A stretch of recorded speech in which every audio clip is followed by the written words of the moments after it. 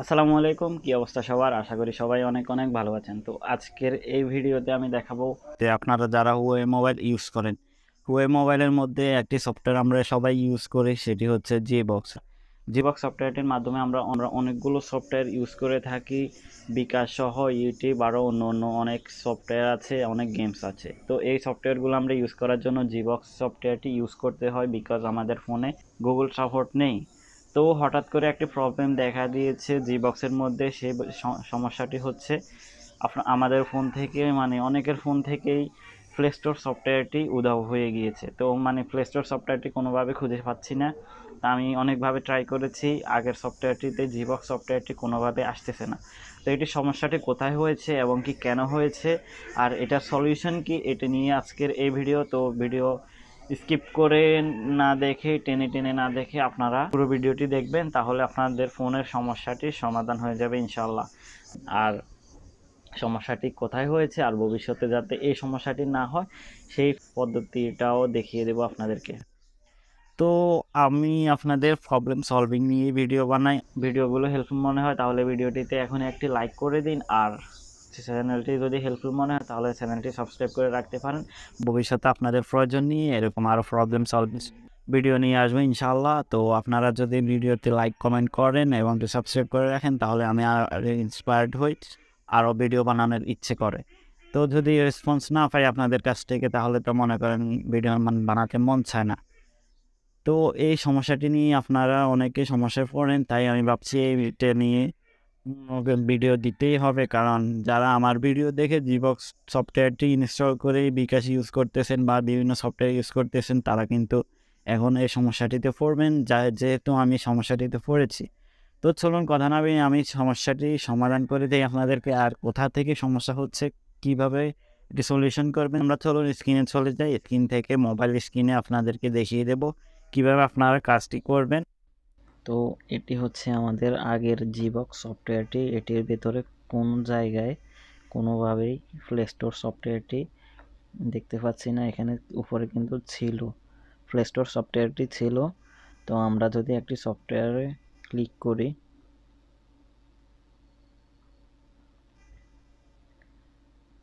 এখান থেকে play store open হবে। আমরা যদি প্লে স্টোরে আমরা যদি এখানে জিমেল অ্যাকাউন্টটি দিই,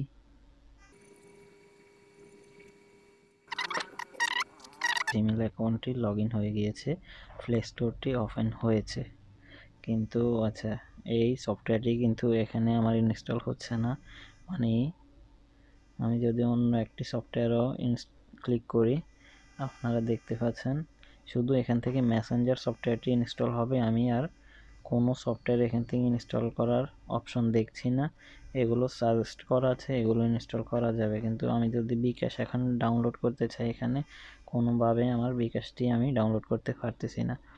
তো এখানে সমস্যা হচ্ছে আপনাদের জিবক্স সফটওয়্যারটি আপডেট হয়ে গিয়েছে।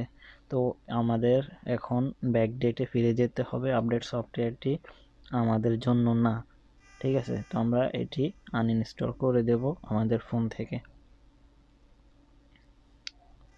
এরপরে আপনারা চলে যাবেন অ্যাপ গ্যালারিতে, ঠিক আছে? অ্যাপ গ্যালারিতে যাওয়ার পরে সমস্যাটি মূলত অ্যাপ গ্যালারিতেই হয়েছে। তো আমরা অ্যাপ গ্যালারিতে যাব। অ্যাপ গ্যালারিতে যাওয়ার পরে নিচে চলে যাব সেটিংসে। সেটিংসে গিয়ে এখানে অটো আপডেট আপনাদের ওয়াইফাই অনলি করা থাকবে, আবার হতে পারে আপনাদের এখানে ওয়াইফাই ডাটা যেটাই হোক হয়তো এখানেও থাকতে পারে। তো আপনারা এখান থেকে যেখানেই থাকুক আপনারা এখানে অফ করে দিবেন। অফ করে দেওয়ার পরে ব্যাকে চলে যাবেন। ব্যাকে যাওয়ার পরে আপনারা যেই ভিডিওটি দেখতেছেন এই ভিডিওর ডেসক্রিপশনে যাবেন। এখানে জিবক্স ফর হুয়াওয়ে লেখা থাকবে, এখানে এরকম লিঙ্কে ক্লিক করবেন। আপনারা লিঙ্কে ক্লিক করার পরে আপনাদেরকে এরকম একটি অপশনে নিয়ে যাবে। তো এখানে বিষয় হচ্ছে আমি আপনাদের জন্য সফটওয়্যারটি রেখে দিয়েছি ওল্ড ভার্সনের, কারণ আপডেট ভার্সন আসলে আমি অনেকবার দেখেছি সমস্যা করে। তো আমি রেখে দিয়েছি, এটার জন্য আপনারা আমাকে ধন্যবাদ দেওয়া উচিত। আচ্ছা, তো আমরা এখানে ডাউনলোড এনিওয়ে এখানে ক্লিক করব। এখানে ক্লিক করার পরে দেখবেন আপনাদের সফটওয়্যারটি এখান থেকে ডাউনলোড হচ্ছে। এটি আপনারা আমার গুগল ড্রাইভ থেকে ইনস্টল করবেন, কারণ আমি আমার গুগল ড্রাইভে আপলোড করে লিঙ্কটি এখানে আপনাদের জন্য দিয়ে দিয়েছি। ঠিক আছে, তো সফটওয়্যারটি ডাউনলোড হচ্ছে, আমরা অপেক্ষা করি।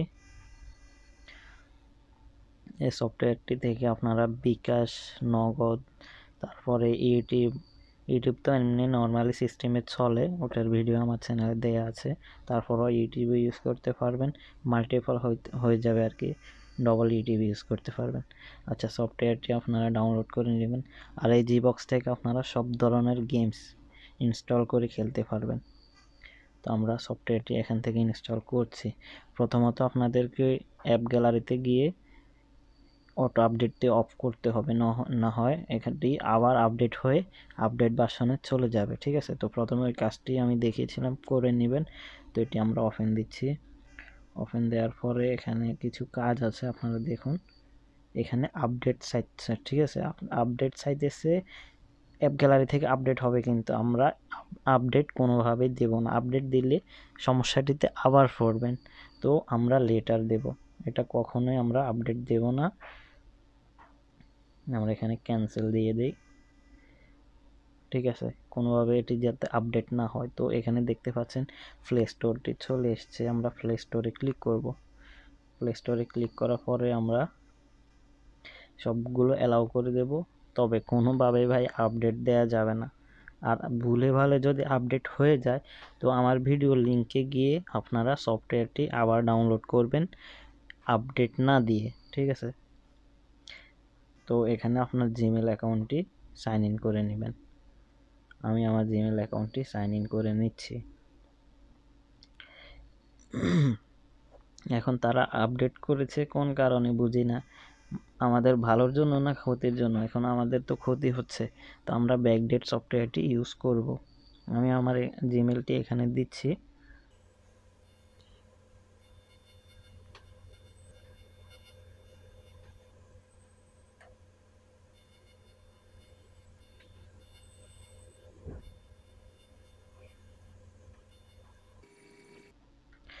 আচ্ছা, তো আমার জিমেলটি এখানে আমি সাইন ইন করে দিলাম।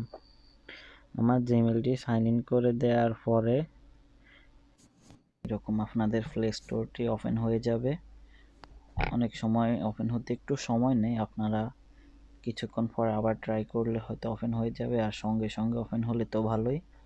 তো এখান থেকে আপনার যে সফটওয়্যারটি প্রয়োজন, বিকাশ হলে বিকাশটি ডাউনলোড করে নেবেন, আর অন্য সফটওয়্যার হলে অন্য সফটওয়্যারগুলো আপনারা ডাউনলোড করে নেবেন এখান থেকে।